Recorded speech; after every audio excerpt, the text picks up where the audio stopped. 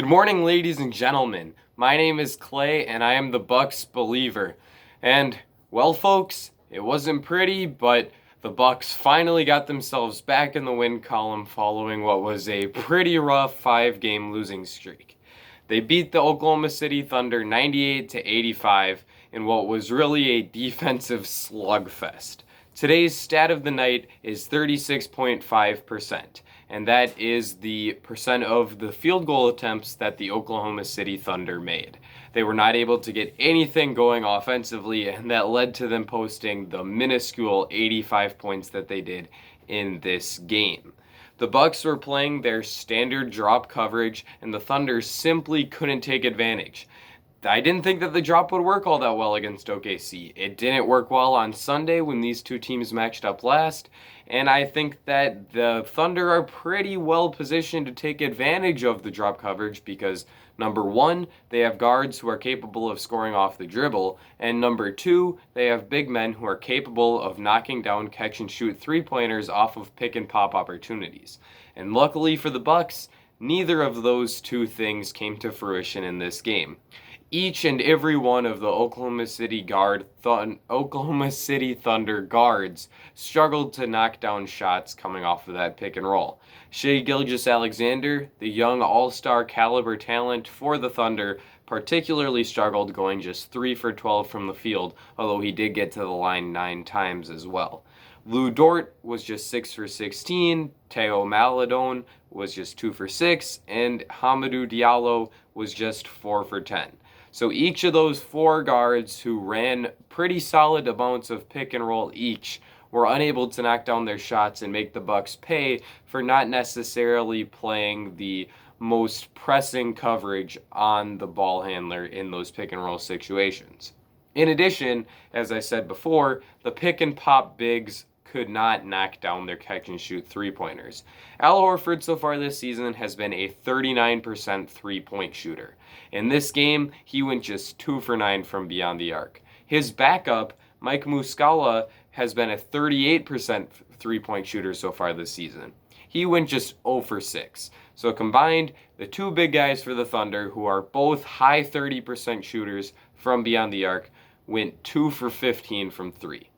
That's not something that's going to help them win, and considering those two players don't do a whole lot of scoring inside the arc, they need to contribute with their three-point shooting in order for the Thunder to truly play well. I think that that's probably a pretty large reason why OKC closed this game with 5 perimeter players on the court. The Bucks also got lucky on the defensive end in a couple of other ways.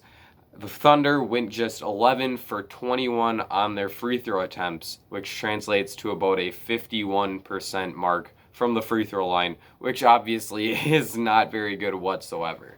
Hamidou Diallo in particular was quite brutal from the line, going just 2 for 8. The Thunder couldn't make their free throws, they couldn't make their shots, and when that doesn't happen, it's hard to win NBA games, especially against a team as good as the Bucks, although Milwaukee did have their own struggles on the offensive end. The first takeaway for the Bucks in this game has got to be the new addition to their starting lineup. With Jrue Holiday out of the lineup for the foreseeable future and the past 6 games, Bryn Forbes had stepped into the starting lineup. But in this one, in order to promote a little bit more ball handling and shot creation into the starting lineup, Mike Budenholzer added DJ Augustin into that Bryn Forbes spot and brought Bryn off of the bench. Augustin played well in the last game against the Raptors, where he made 3 of his 7 three-point attempts, and that carried over into this game against OKC, where once again he went 3 for 7 from the three-point line, and also added a pretty impressive flip shot in the lane to finish with 11 points. Now, scoring 20 points combined in 2 games is not going to blow you away, but it is a significant improvement from what Augustin has given the Bucks so far this season, and he's really been a disappointment considering he was supposed to be the biggest offseason free agent acquisition that Milwaukee made. He shot just 33.6% from the field and hasn't been a good scorer at all in the lane. He's been a bit better from the beyond the arc, knocking down shots at a 36.9% mark. But if he's not able to attack closeouts and take advantage of defenders attacking him on closeouts, obviously, as I just said, then he's really going to struggle to be a shot manufacturer in the Bucks offense at the rate that they hope that he would be. And considering he's a bit of a liability defensively because of his small size and small stature, well, that has led to him being a net negative for the Bucks so far this season. So it's certainly a good sign to see him playing a bit better, and hopefully this insertion into the starting lineup will continue to bode well for the way that he plays. Bryn Forbes was solid off the bench. He put up an unspectacular 10 points on 3 for 8 shooting, but I do think that having that shooting spark off of the bench certainly can help the Bucks. Giannis Antetokounmpo bounced back today by having a pretty terrific game against a Thunder defense that really couldn't quite corral him. In the past 2 games, he's really struggled against the wall that the Toronto Raptors have built around the paint to prevent Giannis from scoring there. And the Oklahoma City Thunder probably had a better individual defender for Giannis than anyone on the Raptors, as Al Horford has historically been someone who's very capable of taking on that difficult matchup. However, the Thunder don't have nearly the same caliber of help defenders that the Raptors do, and that led to Giannis being able to do whatever he wanted once he was able to get a little bit of separation from Al Horford. Antetokounmpo finished with 29 points, 19 rebounds, and 8 assists on 10 for 20 shooting, and in what has become a pretty promising stretch, he made 8 of his 10 free throws.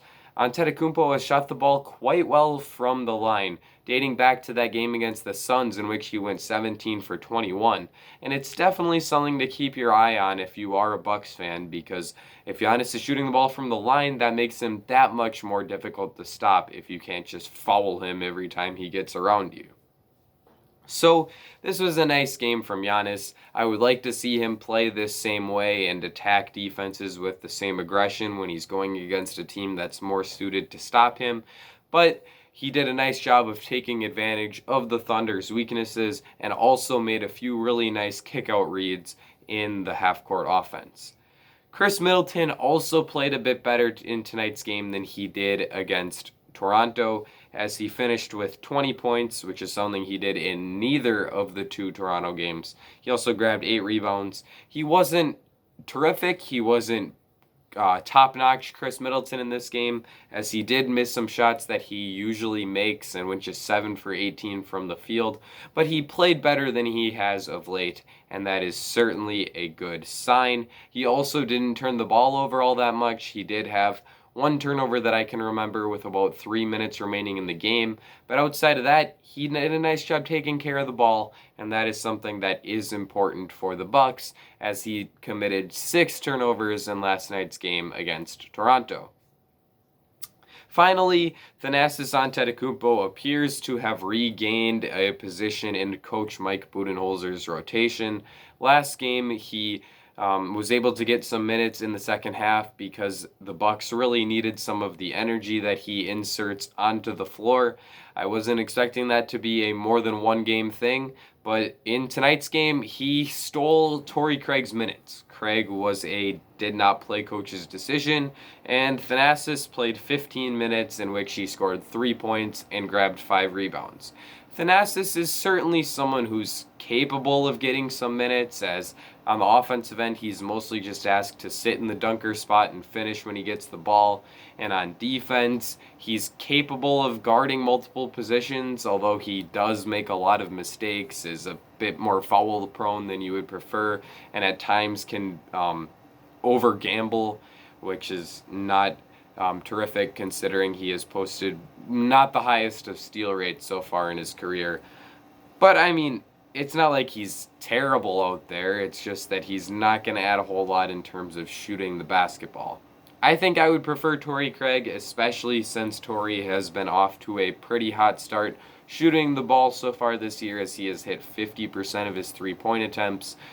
But I definitely understand why Thanasis is playing. That energy that he brings is important to the Bucks, especially with Drew Holiday being out, as he's usually someone the Bucks can count on to provide some of that energetic punch. With all of that being said, this was a game in which the Bucks defense played much better than it has recently, but the offense still has quite a bit of a ways to go. Players need to hit shots at a higher rate, otherwise the Bucks are not going to be able to beat good teams. I think that I covered everything that I wanted to cover. Let me know what you thought of this game and this video in the comments section down below. Leave a like, and if you enjoy all things Bucks, then be sure to subscribe because this is the place for you. Bucks fans, that's going to be it for me. I will see you all again very soon.